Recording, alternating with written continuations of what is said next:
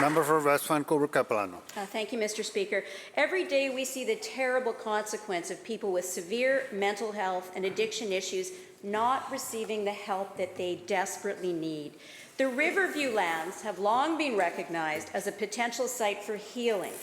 The fact the Premier himself admitted in 2021, saying, quote, "It has the potential to touch many more lives through delivery of more mental health services, end quote.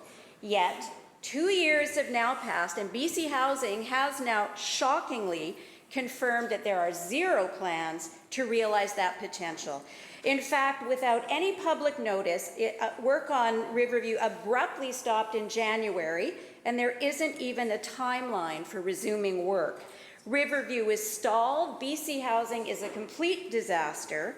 Given the terrible costs of this failure, why has the Premier accomplished absolutely nothing in 2 years to address the mental health and addiction crisis by using the lands at Riverview?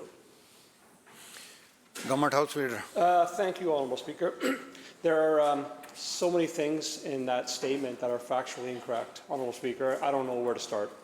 But I will say this, Honourable Speaker, it's what is understood is that when the previous government shut down Riverview, that there were not enough supports built in communities to support people that needed it.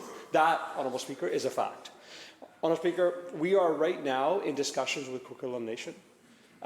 It's what's vitally important in those negotiations is that we don't go in there and say, here's our plan, come on to our plan. What's vitally important part of those discussions is saying, let's sit down to the table and build those plans together.